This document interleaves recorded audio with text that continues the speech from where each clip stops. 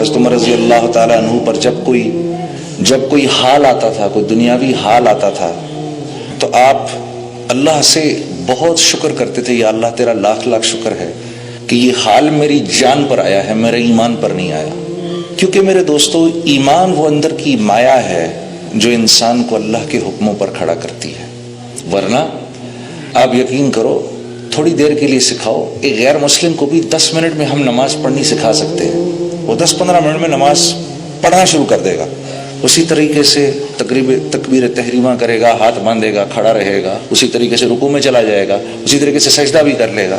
اور یہ بات ثابت ہے، پرانے وقتوں میں 1400 سال میں کئی دفعہ ہوا یہ کہ غیر مسلم جاسوسوں نے اماموں کا بھیس بدلا اور عرصہ دراز تک مسجدوں کی امامت کرتے رہے. تو یہ اعمال جو ہیں، نماز ہو گئی، روزہ ہو گیا، حج، زکوٰۃ، اچھے بول، میٹھا بول، اچھے اخلاق، اچھے معاملات، اللہ کے ہاں ان کی قیمت اسی وقت لگتی ہے جب دل کے اندر ایمان ہو، ورنہ اللہ کے ہاں ان کی کوئی حقیقت نہیں ہے. تو میرا آپ کا سب سے قیمتی اثاثہ ایمان ہے. ابھی کچھ دن پہلے میں ایک چیز پڑھ رہا تھا کہ حضرت عبداللہ بن مسعود رضی اللہ تعالیٰ عنہ رسول اللہ صلی اللہ علیہ وسلم کے پاس آئے اور آ کر عرض کی، یا رسول اللہ، مجھے کسی نے یہ بتایا کہ فلاں آدمی کے اوپر جن چڑھا ہوا ہے.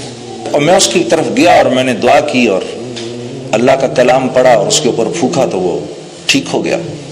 تو اللہ کے نبی مسکرائے، پوچھا، عبداللہ تو نے کیا پڑھا اس کے اوپر جا کر؟ کہا، یا رسول اللہ، میں نے اس کے کان کے اندر قرآن کی یہ آیت پڑھی، افحسبتم انما خلقناکم عبثا، پوری یہ آیت پڑھ دی میں نے اور اس کے کان میں پھونک دی. آپ صلی اللہ علیہ وسلم بڑے حیران ہوئے، عبداللہ بن مسعود کو دیکھا اور پھر آپ نے فرمایا، اے عبداللہ، تجھے پتہ ہے یہ آیت کیسی آیت ہے؟ اس رب کی قسم کہ جس نے مجھ کو نبی بنا کر بھیجا ہے، یہ آیت اگر یقین کے ساتھ آدمی پہاڑ پر کھڑا ہو کر پڑھے تو پہاڑ کو اپنی جگہ سے ہلا دے گا. اب میں یہ بات پڑھ رہا تھا اور مجھے یہ خیال آیا کہ پچھلے 4-5 سال سے کسی اللہ والے نے، کسی نیک بزرگ نے مجھے یہ کہا تھا کہ بھی دیکھو، دن کے وقت یہ آیت پڑھ لیا کرو، دن کے شروع میں یہ آیت پڑھ لیا کرو، اللہ رب العزت تمہارے سارے دن کے کاموں کے لیے کافی ہو جائیں گے، تمہاری دعائیں قبول ہوں گی. تو مجھے یہ خیال آیا کہ یہ 3-4 سالوں سے تو میں اس آیت کو پڑھ رہا ہوں، لیکن میں نے کوئی اس کا افیکٹ نہیں دیکھا، نہ اپنی ذات پر دیکھا، نہ کسی اور پر دیکھا. تو مجھے وہ خیال آیا، بات یہ ہے کہ عمل تو عبداللہ بن مسعود نے بھی وہی کیا جو میں کر رہا ہوں، انہوں نے تو ایک ہی دفعہ کیا، میں تو 3-4 سال سے کر رہا ہوں. فرق یہ ہے کہ ان کے پاس وہ ایمان کی جو مایا ہے وہ ایسی ہے کہ یہ جو آیتوں کے بول ان کی زبان سے نکلتے ہیں تو وہ جو ڈیزائرڈ افیکٹس ہم چاہتے ہیں نا، وہ ڈیزائرڈ افیکٹ جو ہیں وہ ڈیزائرڈ افیکٹ ہو جاتے ہیں. اور میں پڑھ کے رہ جاتا ہوں.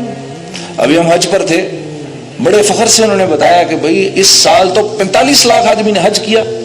اب 45 لاکھ لوگوں نے، الحمدللہ کتنی بڑی بات ہے، امت مسلمہ میں سے 45 لاکھ لوگوں نے حج کیا. لاہور کی آبادی 45 لاکھ کی ہے، تو مکہ اتنا چھوٹا سا شہر ہے اور 45 لاکھ بندہ مکے میں. اللہ نے ان کے وہاں پر کھانے کا بھی انتظام اور پینے کا بھی انتظام، نہانے دھونے کا بھی انتظام، پانی کیسے خرچ ہوتا ہوگا. ادھر دوسری ایمنسٹیز جو ہیں ان کی اویلیبلٹی، وہ کیسے اللہ نے ایک نظام چلایا. اور وہ 45 لاکھ اللہ سے یہ دعا کرتے ہوں گے، یا اللہ مسلمانوں کو پھر سے عروج نصیب فرما، اسلام کو عروج نصیب فرما، یا اللہ ہماری زندگیوں کو قبول فرما. وہ سب کیا کیا دعائیں نہیں کرتے ہوں گے.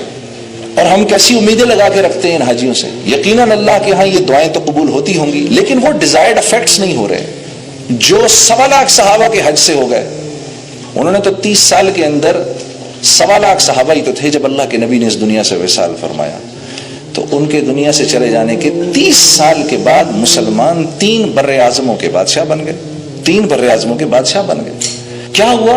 فرق کیا ہے؟ وہ ایمان کی کمی فرق ہے میرے دوستوں، اور کوئی نہیں. اعمال وہ بھی وہی کرتے ہیں، وہ بھی وہی کرتے تھے جو میں اور آپ کر رہے ہیں، بلکہ ہم زیادہ کر رہے ہیں. عبداللہ بن مسعود ایک دفعہ تابعین کی ایک جماعت بیٹھی ہوئی تو ان سے فرمانے لگے، اے تابعین کی جماعت، آج تم لوگ روزے بھی زیادہ رکھتے ہو، نماز بھی زیادہ پڑھتے ہو، قرآن بھی زیادہ پڑھتے ہو.